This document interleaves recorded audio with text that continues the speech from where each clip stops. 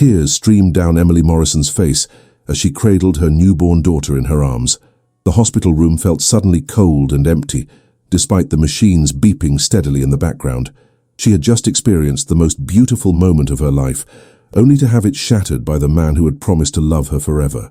Richard Morrison stood at the foot of the hospital bed, his tall frame impeccably dressed in a navy suit that Emily had chosen for him last Christmas.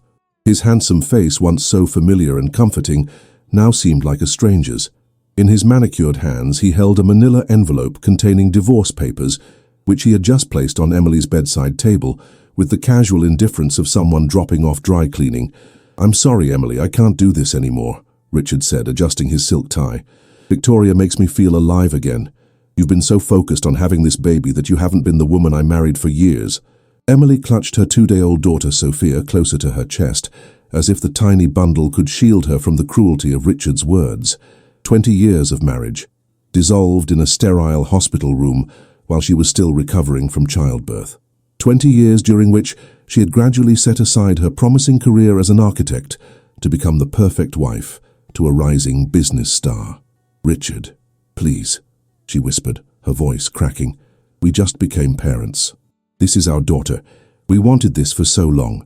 Emily couldn't finish the sentence as a sob caught in her throat. Richard checked his watch, the anniversary gift she had given him 3 years ago. "Victoria is waiting for me downstairs. My lawyer will contact you next week. I've arranged for you to stay here an extra day so you can process this." He gestured vaguely toward the envelope. "Everything's there. I've been planning this for some time." Emily stared at him, disbelief clouding her amber eyes. The distance that had grown between them during her pregnancy suddenly made terrible sense. The late nights at the office, the business trips that had doubled in frequency, the way he flinched when she touched him. "Who is Victoria?" Emily asked, though in her heart she already knew. "My secretary," Richard replied, a flash of something like guilt crossing his face before it hardened again. "She's younger, more exciting. She doesn't want children tying her down. She understands my ambitions." The words sliced through Emily like physical blows. 28 years old, Richard's new assistant, the one he had insisted on hiring personally, the one who called their home at odd hours with urgent business matters. 20 years, Richard. 20 years I gave you," Emily said, her voice finding strength despite the pain crushing her chest. "I put my career on hold for you. I built our home around your needs. I waited to have a child until you were ready. And this is how you repay me?" Richard's jawline tightened, a gesture Emily knew signaled his impatience. "You'll be taken care of," he said dismissively. "Within reason, of course. My lawyer has ensured everything is fair." "Fair?" The word tasted bitter in Emily's mouth.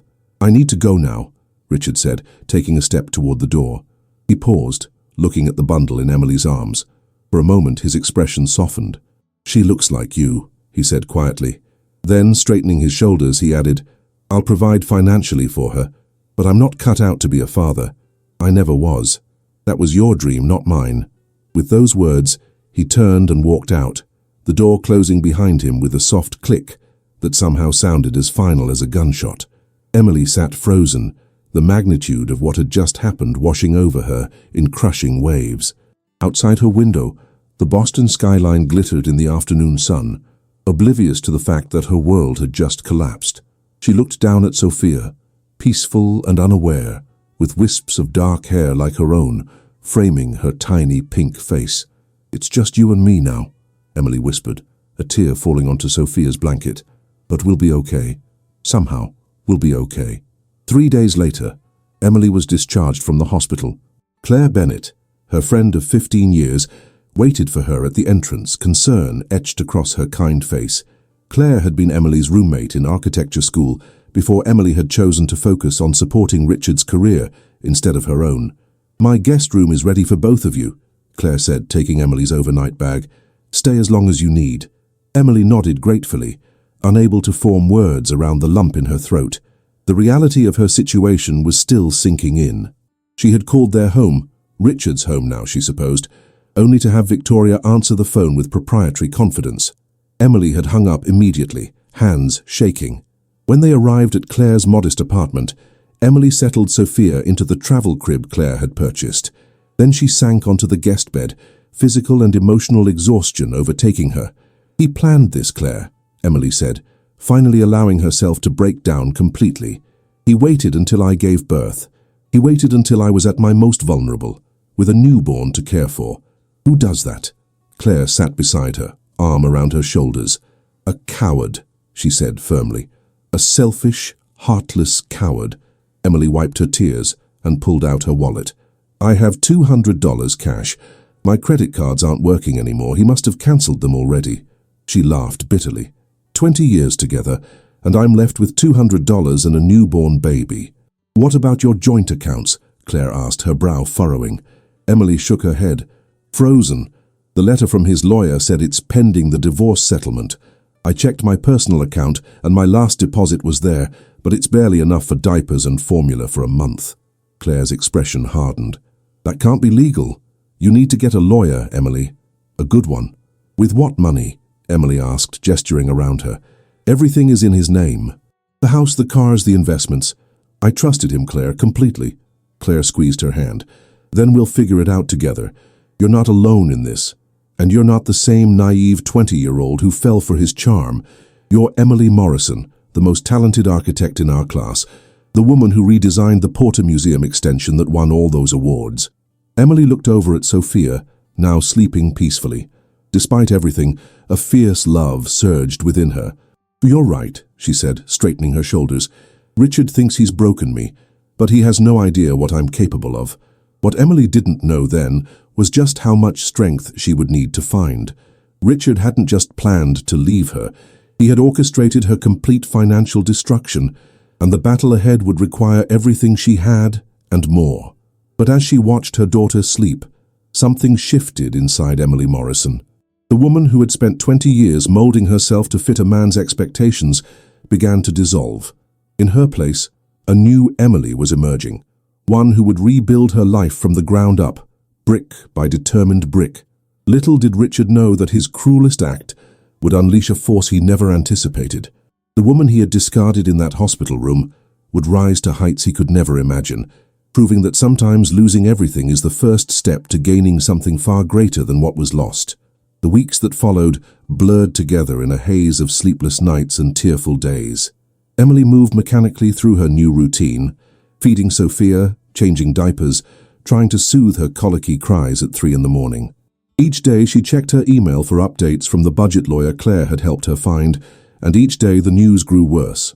"He's transferred most of our assets to offshore companies," Emily told Claire one evening, her voice hollow as she stared at the latest email from her attorney. "Technically, they're not even in his name anymore. According to these documents, I'm entitled to only 2% of what we actually own." Claire looked up from where she was warming a bottle for Sophia. "That's impossible. You were married for 20 years. "Apparently he's been planning this for at least 3 years," Emily replied, scrolling through the attached documents. "Setting up shell companies, gradually moving assets. The lawyer says it could take years and hundreds of thousands of dollars to trace everything. Money I obviously don't have." Emily closed her laptop and picked up Sophia, who had begun to fuss in her bassinet. As she cradled her daughter, she felt the now familiar mixture of fierce love and crushing anxiety. How would she provide for this perfect, innocent child? "What about alimony? Child support?" Claire asked, handing Emily the warm bottle. Emily laughed bitterly. "According to the income he's reporting, the child support will barely cover formula and diapers, and the alimony is a joke. $2,000 a month for 5 years, in Boston, with a baby." She shook her head. "He's claiming business losses, reduced income. It's all lies, but proving it." Her voice trailed off as she remembered the Richard she thought she knew, the man who had once stayed up all night with her, sketching dream houses on napkins in their tiny first apartment. The man who had promised her the world and for a time had seemed to mean it. That night, after Claire had gone to bed, Emily sat by the window, Sophia sleeping against her chest. Outside, the October rain painted the city streets with reflections of neon and streetlights. Emily thought about the architectural portfolio gathering dust in storage, projects from before she had set aside her career to support Richard's. "I need to start over," she whispered to Sophia, "not just for me, but for us." The next morning, Emily called her old professor from architecture school, Dr. Elaine Winters. "Emily Morrison." The older woman's voice warmed with recognition. "It's been years. I always wondered what happened to one of my most promising students. Life happened, Emily replied, trying to keep her voice steady. Marriage happened, but now I need to restart my career. I'm a single mother with a 2-month-old daughter, and I need work, any work related to architecture. Drafting, consulting, anything. There was a pause on the line. I've heard rumors about your situation, Dr. Winters said carefully. Boston's architecture community is small. Emily closed her eyes, humiliation washing over her. Of course people knew. Richard was prominent in real estate development. Their divorce wouldn't stay private. I need this, Elaine, Emily said simply. I have nothing. Come to my office tomorrow, Dr. Winters replied without hesitation.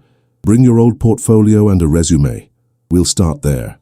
2 days later, Emily found herself with her first client, a small business owner looking to renovate his restaurant on a tight budget. The fee was modest, but it was something. Emily worked during Sophia's naps and late into the night, sketching plans and making calls while Claire helped with the baby.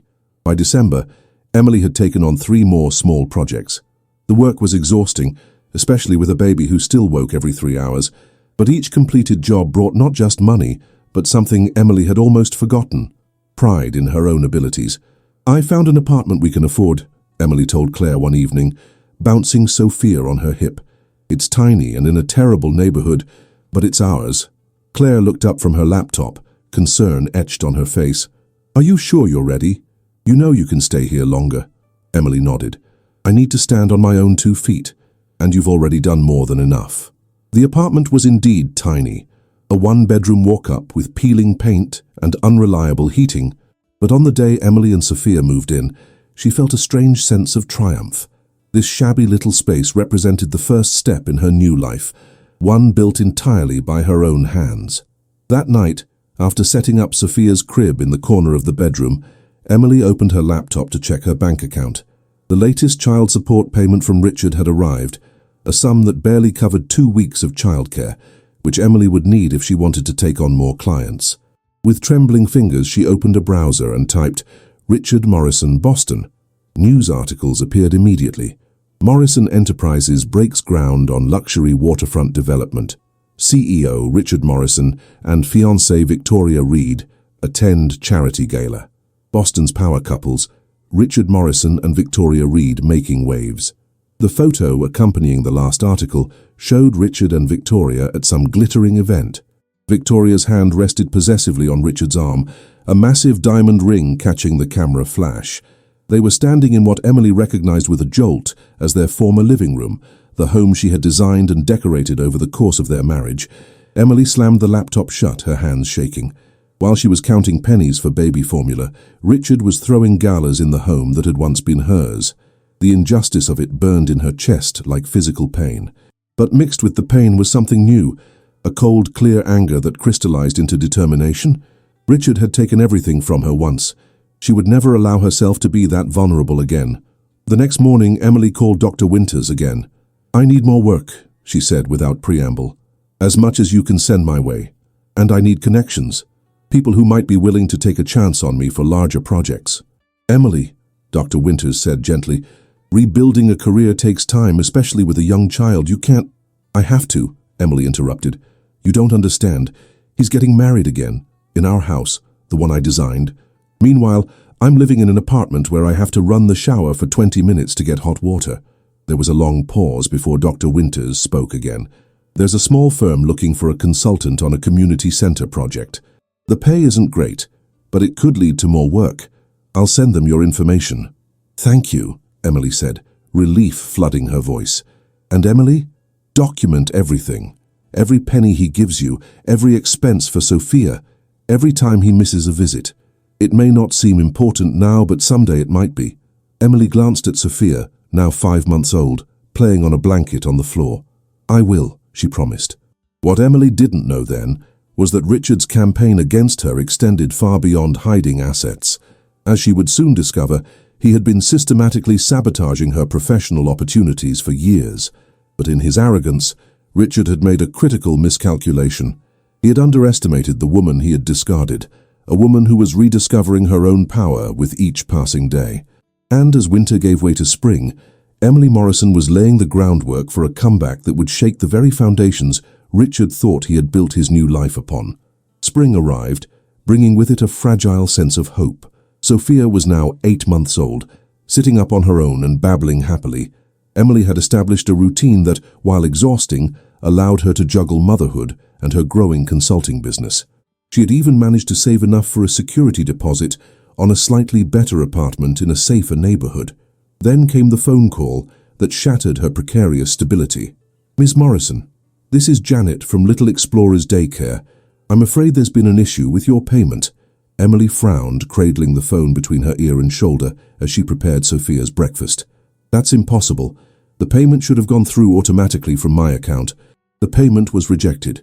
Insufficient funds," Janet explained apologetically. Emily's stomach dropped. She thanked Janet and promised to resolve the issue immediately. With shaking hands, she checked her bank account on her phone. The balance that should have contained last week's client payment and Richard's monthly child support was showing zero. Not just low, completely empty. She called the bank, navigating through automated menus until finally reaching a representative. "I'm showing a legal hold placed on your account yesterday," the bank employee explained. "It appears to be related to a court order from your divorce proceedings." "What court order?" Emily demanded, panic rising in her throat. "The divorce isn't even finalized yet." "I'm sorry, ma'am, but I don't have that information. You'll need to contact your attorney." Emily ended the call and immediately dialed her lawyer, who promised to investigate but warned it might take days to resolve. Days Emily didn't have. Without childcare, she couldn't attend the client meetings she had scheduled. Without those meetings, she wouldn't get paid. Without payment, she couldn't afford rent, food, or diapers. "He's doing this on purpose," Emily told Claire over lunch that day, fighting back tears as Sophia napped in her stroller beside them. "The court date for finalizing child support is next week. He knows I need to hire a babysitter so I can attend." Claire reached across the table and squeezed Emily's hand. "Use my card for the daycare. Pay me back when you can." "It's not just the daycare," Emily admitted, her voice dropping to a whisper. "I was going to use that money for a proper business suit for court. I can't show up in the same clothes I've been wearing for a year. Not when he'll be there with Victoria in designer outfits, looking like they own the world." Claire studied her friend's face. "I might have something that would fit you.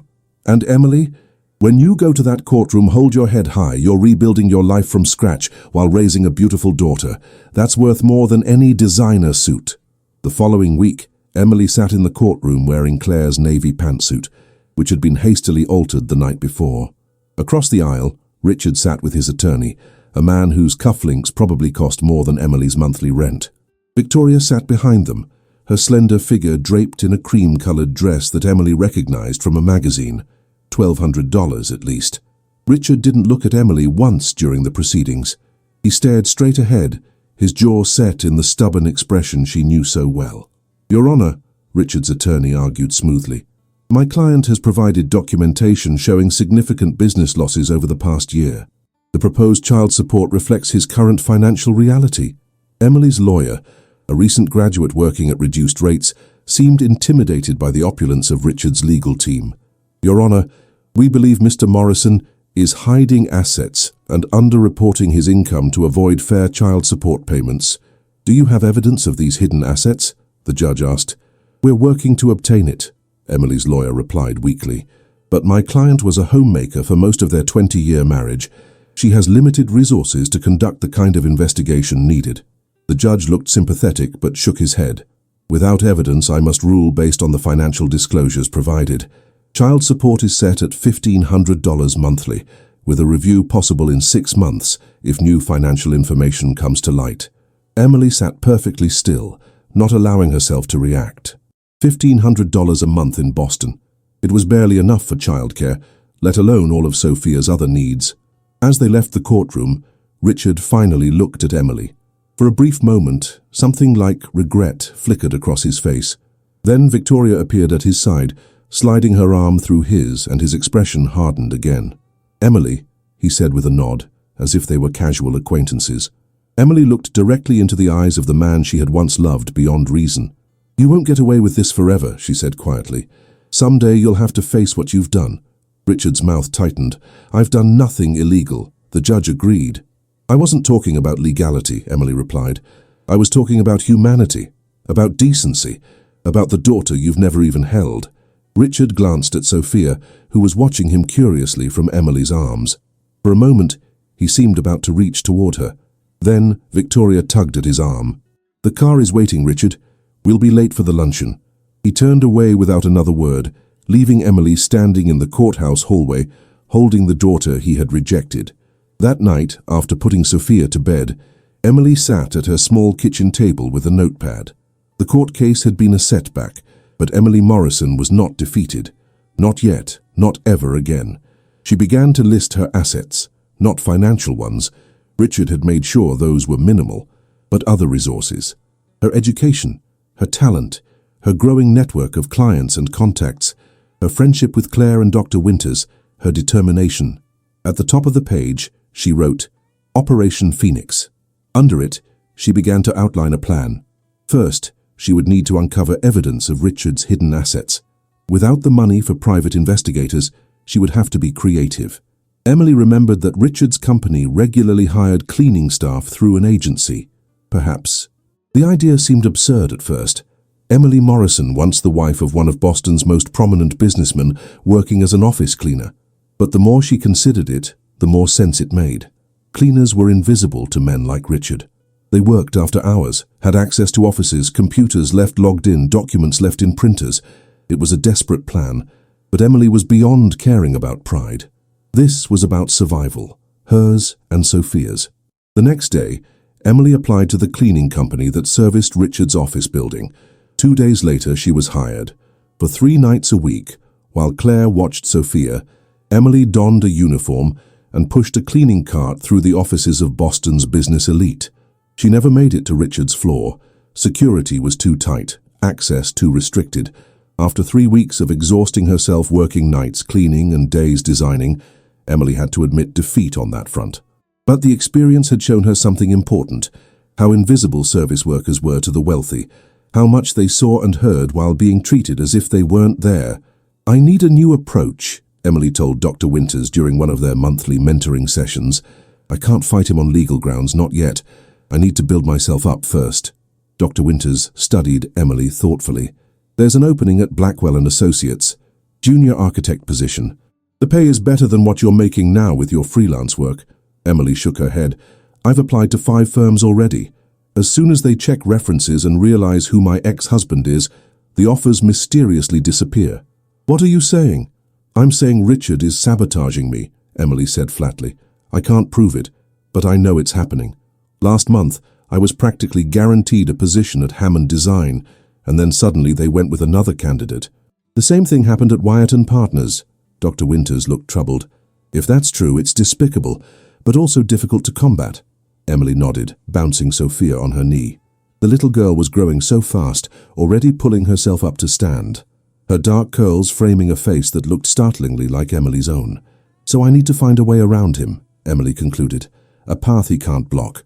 That path would reveal itself in the most unexpected way, from the most unexpected person, and it would set in motion a chain of events that would eventually bring Richard Morrison's carefully constructed facade crumbling down around him." The turning point came on a rainy Tuesday in April, nearly a year after Richard had walked out of that hospital room. Emily was meeting with a potential client in a small coffee shop, Sophia contentedly playing with wooden blocks in her stroller beside the table. The client, an older woman named Margaret Wells, had inherited a historic townhouse and wanted to renovate it while preserving its character. "Your portfolio is impressive," Margaret said, flipping through Emily's digital presentation. "I especially like what you did with the community center project. Elegant solutions on a limited budget." "Thank you," Emily replied, trying not to show her desperate hope. This project would pay enough to finally move them to a better apartment, one where the neighbors didn't fight loudly at 3 in the morning, and where the superintendent actually fixed things when they broke. Margaret studied Emily over her reading glasses. "You know, you look familiar. Have we met before?" Emily tensed. Here it came, the moment when people connected her to Richard, when their expressions changed from interest to awkward pity, or worse, calculation. "I don't think so," Emily said carefully. "Wait, I know." Margaret snapped her fingers. "You're Richard Morrison's ex-wife, aren't you? The one he left right after you had a baby." Emily's heart sank. "Yes," she admitted, "but I assure you, My personal situation doesn't affect my professional capabilities." To Emily's surprise, Margaret's expression hardened not with dismissal but with anger. Anger that wasn't directed at her. "That bastard," Margaret said flatly. "My late husband knew him through business circles, never trusted him, said he was the type who'd sell his grandmother if the price was right." She leaned forward. "Is that your daughter?" Emily nodded, caught off guard by the sudden shift. Margaret looked at Sophia, who was now babbling happily at her blocks. "She's beautiful." Then, turning back to Emily, "You know what? I'm not just giving you this project. I'm making some calls. I know people who know people." Emily blinked in confusion. "I don't understand." "Richard Morrison may have influence in Boston, but he's made enemies too. Powerful ones. People who'd love nothing more than to help the woman he discarded." Margaret's smile was sharp, especially when that woman has talent that's being wasted. 2 weeks later, Emily received a call from James Blackwell himself, founder of Blackwell & Associates, one of the most prestigious architectural firms in the city. "Ms. Morrison," his deep voice rumbled over the phone, "Margaret Wells speaks very highly of you. I'd like to discuss a position at our firm. Not entry level. We're looking for someone to lead our sustainable design division." Emily nearly dropped the phone. "Mr. Blackwell, while I'm honored, I should be transparent. My ex-husband is Richard Morrison. Yes, I'm aware." James Blackwell's voice held a note of amusement. "Margaret filled me in. Let's just say Richard and I have a complicated history, and I've been watching his recent behavior with interest. But more importantly, I've reviewed your work. The talent is obvious. The question is, are you ready to step into a major role again?" 2 days later, Emily sat in James Blackwell's office on the 30th floor of a gleaming downtown tower, trying not to let her nervousness show. Sophia was with Claire. This meeting was too important to risk any distractions. "Be direct with me, Emily," James said, leaning back in his chair. "Why should I hire you when you've been out of the professional architecture world for nearly 15 years? Emily took a deep breath. "Because I never stopped being an architect. Even when I wasn't practicing professionally, I was designing, learning, evolving. The community center project you admired, I did that with half the normal budget and contractors who initially refused to take me seriously. I've had to fight for every opportunity in the past year, and that fight has made me better." She leaned forward, surprising herself with her own intensity. "I understand what clients need, because I've been on both sides. I know how to manage impossible constraints, because my entire life is currently an exercise in doing exactly that, and I have something to prove, not just to my ex-husband, but to myself and to my daughter." James studied her for a long moment. "You'll face skepticism, questions about whether you got this position on sympathy or connections." "I've faced worse," Emily replied simply. James nodded. "Salary is $150,000 annually, with benefits and a flexible schedule to accommodate your childcare needs. We'll start you with the Riverside Development Project. It's high profile and environmentally sensitive. Think you can handle it?" Emily felt something she hadn't experienced in a very long time, the electric thrill of a professional challenge worthy of her abilities. "When do I start?" The following Monday, Emily Morrison walked into Blackwell & Associates as a division leader. By the end of her first month, she had completely redesigned the Riverside project, incorporating sustainable elements that would save the clients millions in long-term energy costs while preserving the natural beauty of the waterfront. "They're calling it revolutionary," James told her, dropping a trade magazine on her desk with her design featured on the cover. "You're making waves, Emily." As her professional star rose, Emily began hearing whispers about Richard's company, investors pulling out, questions about financial reporting. Victoria Reed, now Victoria Morrison, appearing increasingly stressed at public events. Emily paid little attention to the rumors. She was too busy thriving, too focused on creating a stable life for Sophia, who was now approaching her second birthday and growing into a bright, curious toddler who loved to draw buildings like Mommy. Then came the day Emily had both dreaded and anticipated. A charity gala for children's hospitals, one that Blackwell & Associates had helped design and was sponsoring. Richard and Victoria would certainly be there. "You don't have to go," James told her when he noticed her staring at the invitation. Emily shook her head. "Yes, I do. I can't avoid him forever." The night of the gala, Emily stood before her mirror in a simple but elegant black dress, the first truly expensive piece of clothing she had bought herself since the divorce. Her hair, once kept long because Richard preferred it that way, was now cut into a sophisticated bob that framed her face and highlighted cheekbones that had always been her best feature. Claire, who would be watching Sophia for the evening, whistled when Emily emerged from her bedroom. "He's going to regret everything when he sees you." Emily smiled. This isn't about him, not anymore. But despite her words, Emily felt her heart hammering as she entered the opulent ballroom where the gala was being held. She accepted a glass of champagne from a passing waiter and took a steadying breath. She spotted them across the room almost immediately. Richard, still handsome in his tuxedo, but with new lines of strain around his eyes. Victoria beside him, gorgeous in a designer gown, but clutching her champagne flute with white-knuckled intensity.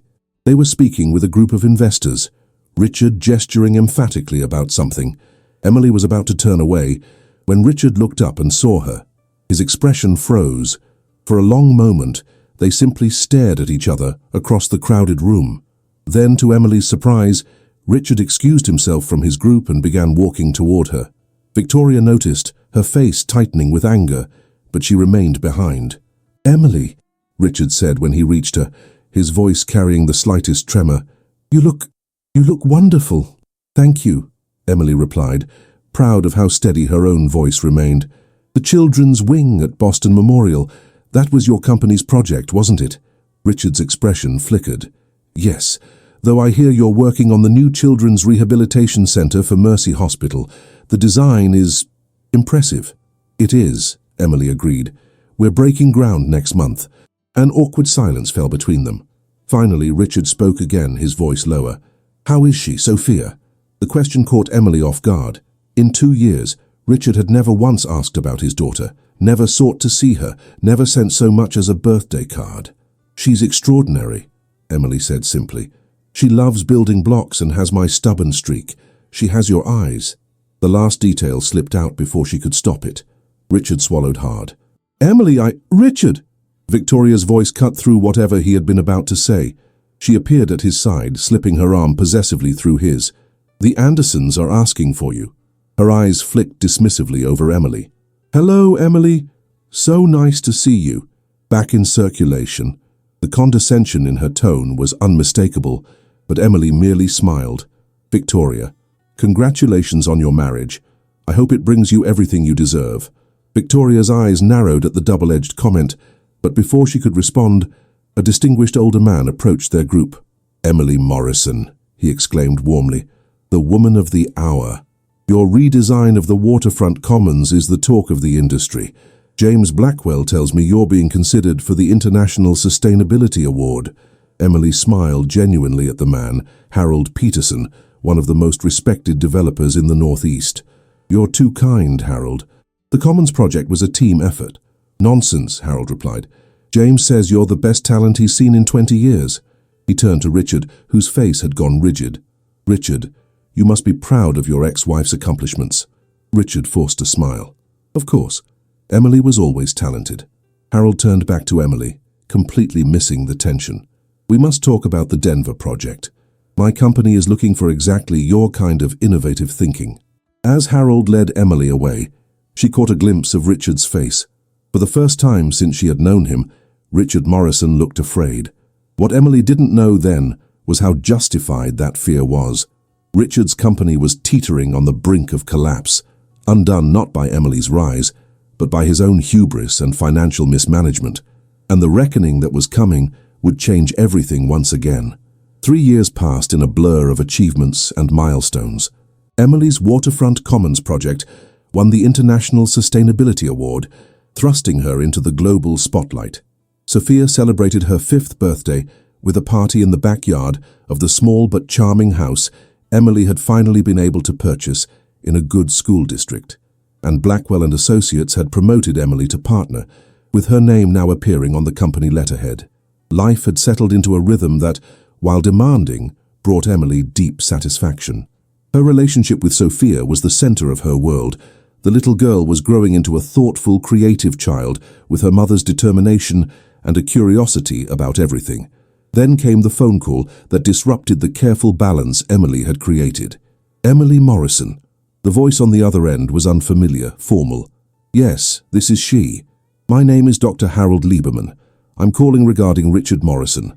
I'm his oncologist at Boston Memorial. Emily sat down slowly, her free hand gripping the edge of her desk. His oncologist? Mr. Morrison has pancreatic cancer, stage 4. He's asked me to contact you. He would like to see you and his daughter. The doctor's hesitation made it clear he knew their complicated history. I see, Emily said, her voice carefully neutral. And how long does he have? Weeks, maybe a month. The doctor paused. He's at home now. Hospice care has been arranged. After ending the call, Emily sat motionless, a storm of conflicting emotions washing through her. Richard was dying. The man who had caused her so much pain, who had abandoned his own daughter, who had tried to destroy Emily financially and professionally. That man was now facing his own mortality and wanted to see them. Emily's first instinct was refusal. What could Richard possibly have to say that would matter now? What right did he have to see Sophia after showing no interest in her for 5 years? But as the initial shock faded, Emily found herself thinking not of Richard, but of Sophia. Her daughter had never met her father. Would she someday resent Emily for denying her that chance, even if it came at the 11th hour? That evening, after Sophia was in bed, Emily called Claire. "He's manipulating you again," Claire said immediately after Emily explained the situation. "Using his illness to get sympathy, probably trying to ease his conscience before he dies." "Probably," Emily agreed. "But this isn't really about him. It's about Sophia. Don't I owe it to her to at least give her the chance to meet her father once, to make her own decisions about him when she's older?" Claire sighed. "You've always been too forgiving, Em. But I understand. Just protect yourself." And Sophia. 2 days later, Emily found herself driving to the waterfront mansion where Richard and Victoria lived, the home that had featured in so many Society magazine spreads. Sophia sat in the back seat, dressed in her favorite blue dress, curious about meeting the father she knew only from the most basic explanations Emily had provided. "Remember what we talked about?" Emily said gently, as they approached the imposing front door. "Your father is very sick. He might look different than the picture I showed you, and we won't be staying long." A nurse answered the door and led them through the marble-floored foyer into a sunroom overlooking the harbor.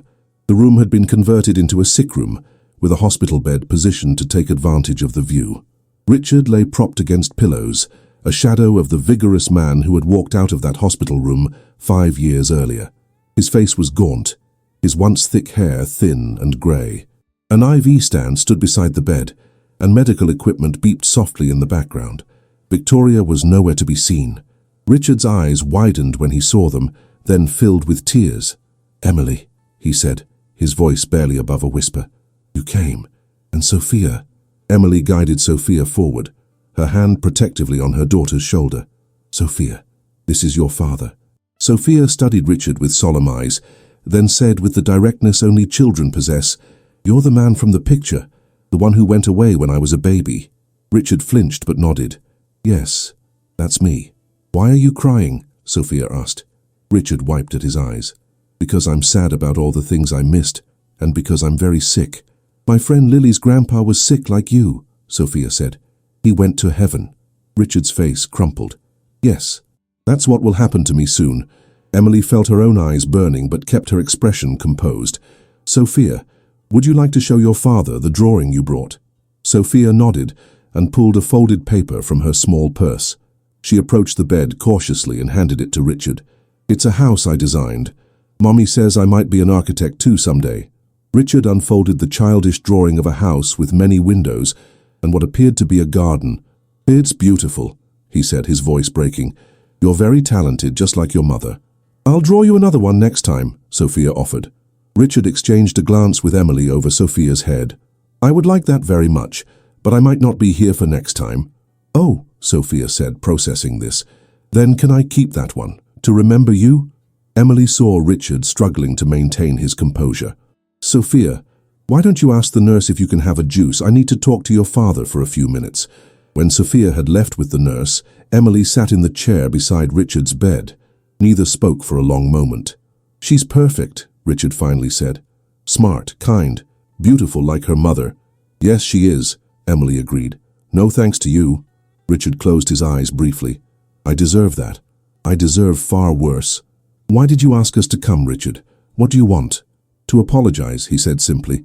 Not that it changes anything. Not that it makes what I did any less unforgivable. He turned his head to look out at the harbor. I've lost everything, you know. The company collapsed 6 months ago. Most of the money is gone. Legal fees, bad investments, Victoria's spending. I heard, Emily said. The business news had covered Richard Morrison's spectacular fall extensively. She left last month, Richard continued, a bitter smile twisting his lips. As soon as the diagnosis was confirmed, took what liquid assets remained and filed for divorce. Poetic justice, I suppose. Emily felt no satisfaction at this news. I'm sorry. Richard turned back to her, surprise evident in his sunken eyes. Are you? After what I did to you? I'm sorry for the lonely, bitter man you became, Emily clarified. I'm sorry you missed knowing your daughter. I'm sorry you wasted so much energy on revenge and cruelty when you could have chosen decency. Richard nodded slowly. When the doctor told me I had months to live, do you know what my first thought was? Not fear of death. Not regret for my failed business. It was Sophia, the daughter I never knew, the life I threw away. His voice broke. I was a fool, Emily. A stupid, prideful fool. Yes, Emily agreed simply. You were. I've left everything that remains to Sophia, Richard continued. It's not much compared to what it once was, but enough for her college education at least. And the house in Martha's Vineyard, I managed to keep that out of the bankruptcy. Victoria never knew about it. Emily shook her head. We don't need your money, Richard. I know you don't. You've built an incredible life without me, but it's not for you, it's for her. Please, let me do this one thing right. Emily studied the dying man before her, once so powerful and intimidating, now frail and desperate for absolution. Why did you do it, Richard? Not just leaving, I've made my peace with that, but the cruelty afterward, trying to destroy me professionally, hiding assets, all of it. Richard's gaze dropped to his hands, now thin and liver-spotted. Fear, he said finally. I was afraid of you. Afraid? Of me? Emily couldn't hide her disbelief. Of your talent, your potential. I always knew you were more gifted than I was. When we met, you were the rising star, not me.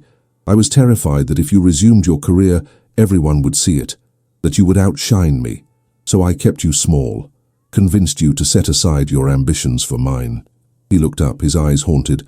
When Sophia was born, I knew you'd eventually return to architecture, and I couldn't bear the thought of being in your shadow. Emily absorbed this, the truth of it resonating with moments she had dismissed throughout their marriage. Richard's dismissive comments about her early designs, his repeated insistence that she was needed at home, his subtle undermining whenever she mentioned returning to work. So your solution was to try to crush me completely? Emily asked, not bothering to keep the edge from her voice. I'm not defending it, Richard said wearily. There's no defense. I became someone I despise, and now I'm paying for it. He reached for her hand, and after a moment's hesitation, Emily allowed him to take it. Can you ever forgive me, Emily? Not for my sake, but for yours, so you can be free of the bitterness. Emily looked at their joined hands, his withered and pale, hers strong and steady. The anger she had carried for so long seemed suddenly heavy and pointless. I forgive you, Richard, she said quietly.